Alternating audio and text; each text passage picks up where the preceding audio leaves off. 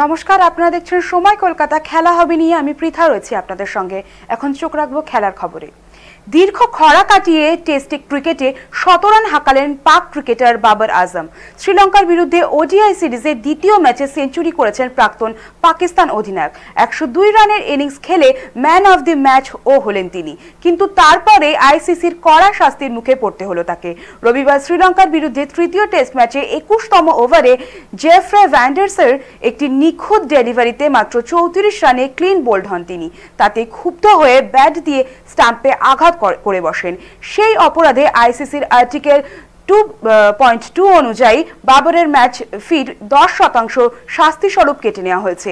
Article 2.2 এ আন্তর্জাতিক ম্যাচে ক্রিকেটীয় সরঞ্জাম বা পোশাক, মাঠের সরঞ্জাম তথা ফিটিং এর প্রতি অপব্যবহার করার জন্য শাস্তি দেওয়া হয়। এছাড়াও বাবরের নামে একটি ডিমেরিট পয়েন্ট যুক্ত হয়েছে। গত 24 মাসে বাবরের এটাই প্রথম অপরাধ, তাই শাস্তি এটুকুই। আগামী আরো 24 মাস তার আচরণ পর্যবেক্ষণ করা হবে। এই সময়ের মধ্যে ফের এমন কিছু করলে কড়া শাস্তি পেতে হতে পারে বাবরকে।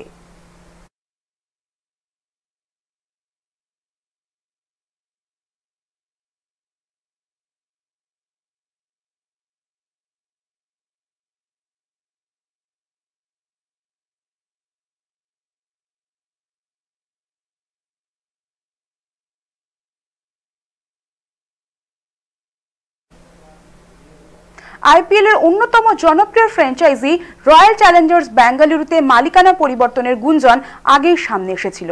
দেশি বিদেশি নানা সংস্থার বিনিয়োগের সম্ভাবনাও সামনে এসেছে। তবে সূত্রের দাবি, কাগজে কলমে সেই প্রক্রিয়া শুরু হয়েছে। ইতিমধ্যে বিক্রির কাজ এগোচ্ছে এবং কন্নড় ইন্ডাস্ট্রির শীর্ষ প্রযোজনা সংস্থা হোমবেল ফিল্মস হাতে পেতে চলেছে দলের আংশিক মালিকানা। কেজিএফ, কান্তারা ও সালারের মতো ব্লকবাস্টারের নির্মাতা এই সংস্থা 2023 সাল থেকে আরসিবির মার্কেটিং এর সঙ্গে যুক্ত ছিল।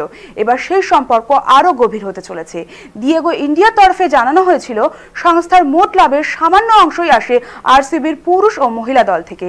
তাই ফ্র্যাঞ্চাইজি বিক্রির সিদ্ধান্তই নেওয়া হয়েছে। মূল্য নির্ধারণ করা হয়েছে প্রায় 200 মিলিয়ন মার্কিন ডলার, যা ভারতীয় মুদ্রায় প্রায় কয়েক হাজার কোটি টাকা।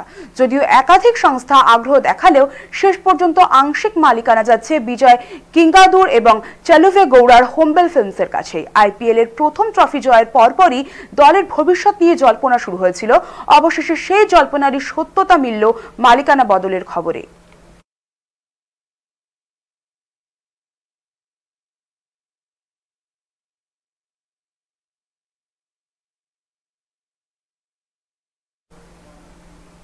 2026 ফিফা বিশ্বকাপ নিয়ে ইতিমধ্যেই তোড়জোড় শুরু হয়ে গেছে।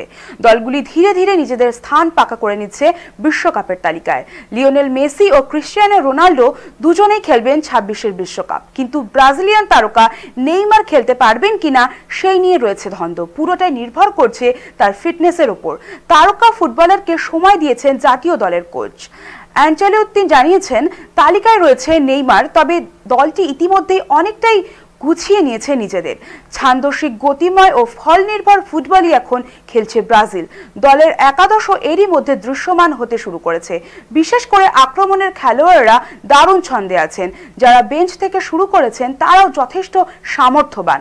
এমন দলে জায়গা পেতে নেইমারকে নিজের সেরাটা দিয়েই ফিরতে হবে। ইদানিং ফিটনেসের অভাবও দেখা গিয়েছে তার। মাঠে গোলও নেই, এমনকি স্কিলও দেখান না। এসবের প্রেক্ষিতেই নেইমারকে 6 মাস সময় বেঁধে দিয়েছে ব্রাজিলিয়ান কোচ।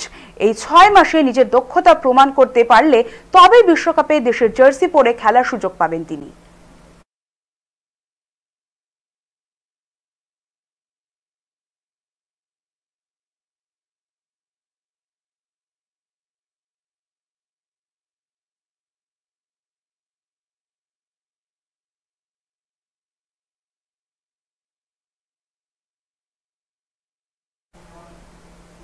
আইএসএল এর দলগুলিকে নিয়ে ফেডারেশনের ডাকা বৈঠক শেষ পর্যন্ত কোনো দিশা দেখালো না। ইস্টবেঙ্গল, মোহনবাগানের মতো বড় ক্লাবগুলির অনুপস্থিতিতে আলোচনা শুরু থেকেই প্রশ্নের মুখে পড়ে।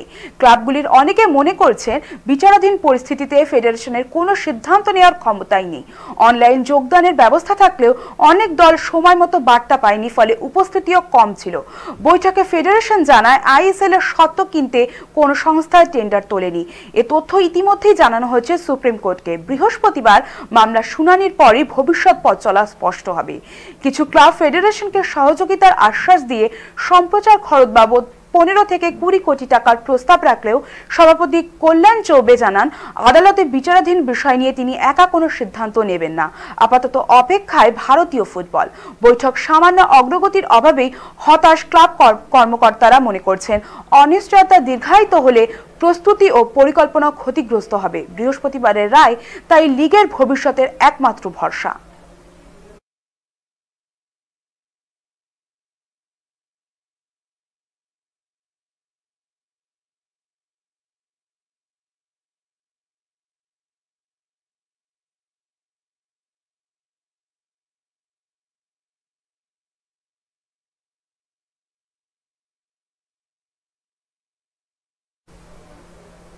বিশ্বকাপের যোগ্যতা অর্জন পর্বের ফাইনাল DR কঙ্গোর কাছে টাই ব্রেকারে পরাস্ত হয়ে আবারও বিশ্বকাপে জায়গা পেল না নাইজেরিয়া। ওসিমেন, লুকমানদের মতো তারকা থাকা সত্ত্বেও শুট আউটে 3-4 ব্যবধানে হার মানে সুপার ইগলস। ম্যাচ শেষে বিস্ফোরক অভিযোগ তুলেছেন নাইজেরিয়ার কোচ এরিক চেলে।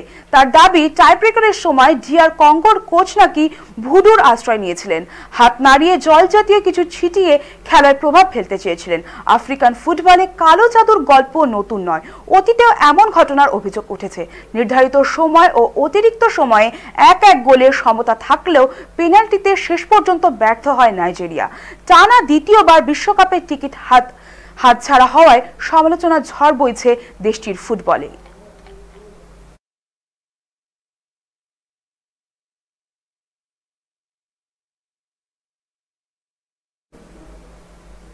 খেলা হবে এখনকার মতো এই পর্যন্তই। খেলার অন্য সমস্ত খবর পেতে চোখ রাখুন সময় কলকাতায়। সময় বলবে সময়ের কথা।